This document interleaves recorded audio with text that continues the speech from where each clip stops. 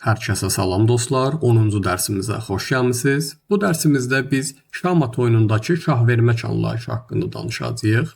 Əvvəlcə gəlin şah vermək nəyə deyilir bu haqqda danışaq. Deməli, rəqibin bizim şahımıza birbaşa hücum edərək onu təhlükə altında salmasına şah vermək deyilir. Və rəqib bizə şah verdiyi zaman biz oyuna adi qaydada davam eləyə bilmərik. Şahmat oyununun qaydalarına görə bizə şah verilərsə, həmin an mütləq şahı qorumaq üçün bir gediş etməliyik. Yəni şahımızı müdafiə etməliyik. İndi isə gəlin şah vermək anlayışını daha yaxşı başa düşməyiniz üçün sizə bəzi nümunələr göstərim. Deməli dostlar, gördüyünüz kimi bu nümunədə həm ağlarda, həm də qaralarda fiqurların sayı eynidir. Biz bayaq dedik ki, şahmatda şaha gələn hücumun xüsusi bir adı var və bu şah vermək adlanır. Gəlin ilk olaraq bu nümunədə hansı ağ fiqurla rəqib şaha hücum edə bilərik, bunu tapmağa çalışaq. Biz taxtaya diqqətlə baxdığımız zaman görürük ki, filimizlə J3 və A5 xanalarına gəldiyimiz zaman C7 xanasındakı şah fiquruna hücum etmiş oluruq. Gəlin biz deyək ki, J3 xanasına gələk və C7 xanasındakı şah fiquruna hücum edək. Yəni başqa bir dillə desək, biz filimizi J3 xanasına gələrək C7 xanasındakı şah fiquruna şah vermiş olduq. Və biz bayaq demişdik ki, rəqib şaha hücum etdiyimiz zaman, yəni başqa bir dillə desək, rəqib şaha şah verdiyimiz zaman, rəqib oyuna adi qaydada davam eləyə bilməz. O mütləq şahı qorumaq üçün bir gediş etməlidir. Belə vəziyyətlərdə şahı müdafiə etməyin 3 yolu var: qaçmaq, bloklamaq və şah verən fiquru vurmaq. Gəlin əvvəlcə qaçmaq haqqında danışaq. Bu nümunədə də olduğu kimi, rəqib bizə şah verdiyi zaman biz şahımızı müdafiə etmək üçün şahı rəqib fiqurların nəzarət etmədiyi bir xanaya çəkməliyik. Sadə bir dillə desək, şahımızı təhlükəsiz bir xanaya çəkməliyik. Əvvəlki dərslərimizdə biz demişdik ki, şah fiquru hər istiqamətdə yalnız bir xana irəliləyə bilər. Yəni bu mavi rənglə işarətlədiyim xanalara gedə bilər. Gördüyünüz kimi burada J3 xanasındakı fil bu qırmızı rənglə işarətlədiyim xanalara nəzarət etdiyi üçün biz artıq bu xanalara gedə bilmərik. Deməli bizim şahımız sadəcə bu mavi rənglə işarələnmiş xanalara gedə bilər. Qısaca belə deyə bilərik ki, rəqib bizə şah verdi, biz də şahımızı təhlükəsiz bir xanaya qaçaraq müdafiə etdik. Burada da təhlükəsiz xana dedikdə bu nöqtələrlə işarələnmiş xanaları nəzərdə tuturam. Çünki digər xanalara fil fiquru nəzarət edir. Baxın, məsələn biz şahımızı bu xanaya gələrək müdafiə edə bilərik. Deməli dostlar, indi isə gəlin şahımızı müdafiə etməyin digər bir yolu olan bloklamaq qaydasından danışaq. Deyək ki, ağların qara fili yenidən J3 xanasına gələrək bizim C7 xanasındakı şah fiqurumuza hücum edir, yəni başqa bir dillə desək, şah verir. Belə olduğu halda biz şahımızı təhlükəsiz xanaya qaçmaqdan əlavə bloklamaq qaydasından da istifadə edə bilərik. Əvvəlki dərslərimizdən yadınızdadırsa, biz demişdik ki, bloklamaq rəqibin hücum yolunu kəsmək deməkdir. Baxın, gördüyünüz kimi burada rəqibin hücum yolu belədir. Belə olduğu halda biz piyadamızı bir addım irəli oynayaraq rəqibin hücum yolunu kəsmiş oluruq. Artıq J3 xanasındakı fil fiquru bizim C7 xanasındakı şah fiqurumuza hücum edə bilmir. Yəni bizə şah verə bilmir. Əgər rəqib gəlib bizim D6 xanasındakı piyadamızı vursa, növbəti gedişdə biz də rəqibin filini vuracağıq və belə olduğu halda rəqib bizdən bir piyada almış olur, biz də rəqibdən bir fil almış oluruq. Və yekunda biz 2 xal öndə qalmış oluruq.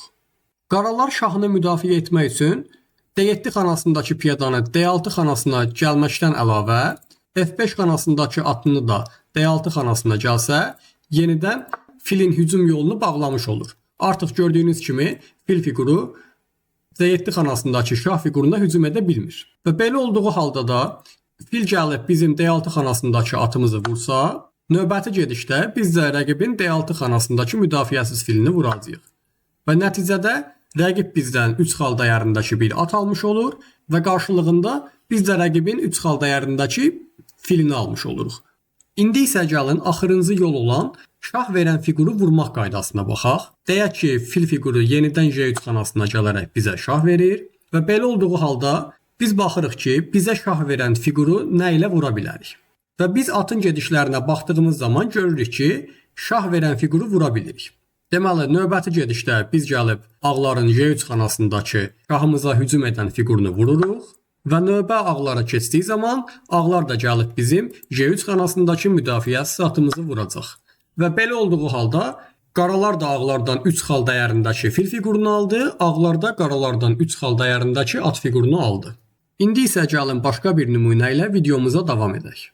Deməli dostlar, indi isə gəlin belə bir nümunəyə baxaq. Bu nümunədə ilk olaraq məqsədimiz ağlarla rəqibə şah verməkdir. Bu nümunədə biz rəqibə 3 yolla şah verə bilirik. Birinci yol odur ki, biz topumuzla Y8 xanasına gəlib rəqibə şah vermiş oluruq. İkinci yol odur ki, biz filimizi C5 xanasına gəlib yenidən rəqibə şah vermiş oluruq. Üçüncü yolda odur ki, biz filimizlə J7 xanasına gəlib yenidən rəqibə şah vermiş oluruq.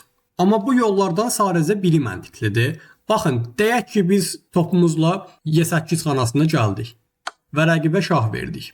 Burada rəqib istəsə öz şahı ilə bizim topumuzu vura bilər, istəsə də öz topu ilə gəlib bizim topumuzu vura bilər.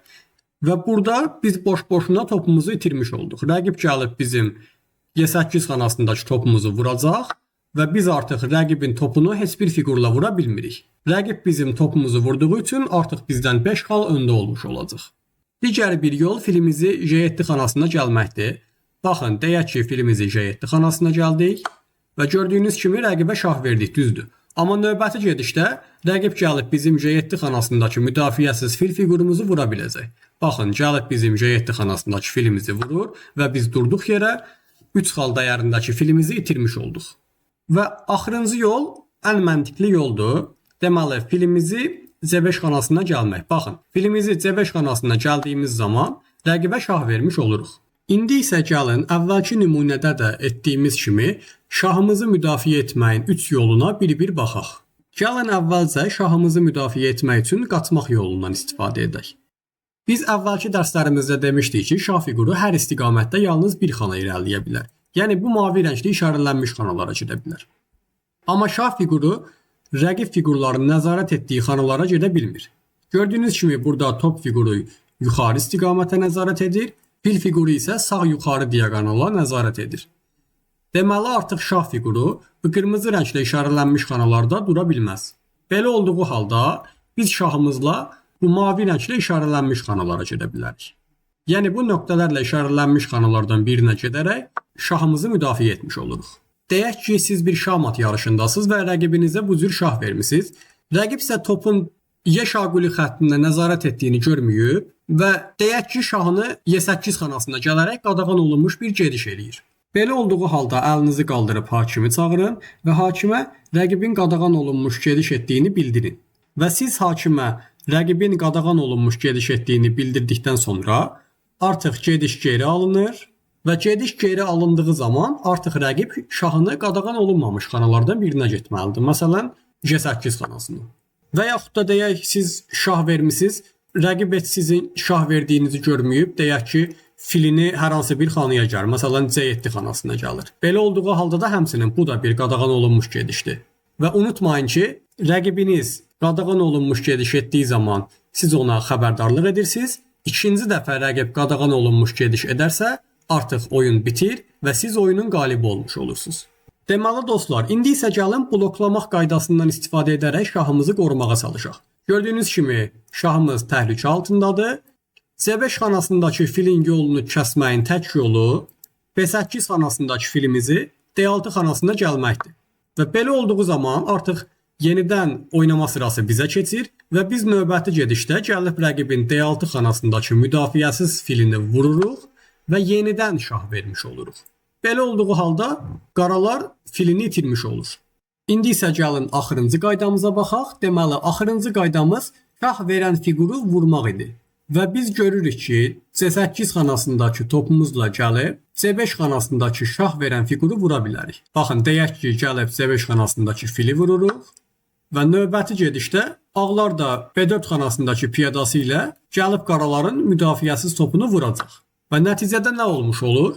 Qaralar ağların filini vurur və 3 xal önə keçir. Növbəti gedişdə ağlar da gəlib qaraların 5 xal dəyərindəki topunu vurmuş olur. Nəticədə ağlar 2 xal öndə qalmış olur. İndi isə sizə sual verirəm. Sizcə bu yollardan hansı qaralar üçün daha sərfəlidir? Şahını təhlükəsiz xanaya qaçmaqmı? Bloklama qaydasından istifadə etməkmi? Yoxsa şah verən fiquru vurmaqmı? Gördüyünüz kimi qaralar bloklamaq qaydasından istifadə edərkən və şah verən fiquru vurmaq qaydasından istifadə edərkən xal cəhətdən geriyə düşmüş olur. Deməli, bu iki üsuldan istifadə etmək düzgün deyil. Amma şahının təhlükəsiz xanaya qaçdığı zaman artıq bərabər bir vəziyyət yaranmış olur. Siz realda və yaxud da onlayn şəkildə şahmat oynadığınız zaman rəqibiniz sizə şah versə, bu 3 qoruma yoluna baxmalısınız və daha sonra düşünüb qərar verməlisiniz ki, hansı yol daha məntiqlidir. Deməli dostlar, indi isə gəlin bu nümunəyə baxaq. Bu nümunədə sizə bunu öyrətmək istəyirəm ki, rəqibimiz bizə şah verdiyi zaman bizim şahımızı müdafiə etmək üçün həmişə 3 seçimimiz olmaya bilər. Elə vəziyyətlər olur ki, yalnız bir çıxış yolumuz qalır. Məsələn, deyək ki, rəqib bizə şah verir, biz şahımızı başqa yerə qaçırda bilmirik və yaxud da bloklaya bilmirik. Belə olduğu halda bizim şah verən fiquru vurmaqdan başqa bir seçimimiz olmur. Eynilə bu nümunədə də olduğu kimi, baxın, deyək ki, D1 xanasındakı top D8 xanasına gələrək, gördüyünüz kimi C8 xanasındakı şah fiquruna hücum etmiş olur, yəni şah vermiş olur. Gördüyünüz kimi şah fiqurunun gedə biləcəyi xanalar sadəcə F8 və H8 xanaları idi. Amma top fiquru artıq bu xanaları nəzarət edir deyə şah fiquru F8 və C8 xanalarına gedə bilməz. Və rəqib top fiqurunun yolunu bloklaya da bilmir. Deməli artıq tək seçimimiz şah verən fiquru vurmaqdır. Gördüyünüz kimi biz B6 xanasındakı vəzirimizlə gəlib D8 xanasındakı top fiqurunu vururuq və növbəti gedişdə ağlar da gəlib bizim D8 xanasındakı müdafiəsiz vəzirimizi vuraraq 4 xal önə keçmiş olur. Baxın, məsələn bu nümunədə deyək ki, gediş qaralardadır və qaralar J1 xanasına gələrək bizim B1 xanasındakı şah fiqurumuza hücum edir, yəni şah verir. Belə olduğu halda gördüyünüz kimi ağlar nə şah verən fiquru vura bilir, nə də ki bloklama qaydasından istifadə edə bilir. Burada ağların tək seçimi şahını təhlükəsiz bir xanaya qaçmaqdır. Yəni tək seçimi olan B2 xanasına. Və yaxud da bu nümunədə. Bu nümunədə deyək ki, gediş qaralardadır və qaralar H2 xanasındakı piyadanı rəqibin axırıncı üfüqi xəttində gətirərək vəzir fiquruna çevrilir və gördüyünüz kimi B1 xanasındakı şaha hücum edir. Belə olduğu halda şahın gedə biləcəyi mümkün xanalar D1 və A1 xanaları idi, amma vəzir fiquru o xanaları nəzarət etdiyi üçün şah qaça bilmir və ağlar bizim şah verən fiqurumuzu hər hansı bir fiquru ilə vura bilmir. Və belə olduğu halda ağların tək seçimi bloklama qaydasından istifadə etməkdir. Deməli dostlar, 10-cu dərsimiz bu qədər idi. Ümid edirəm ki, hamınız üçün faydalı oldu.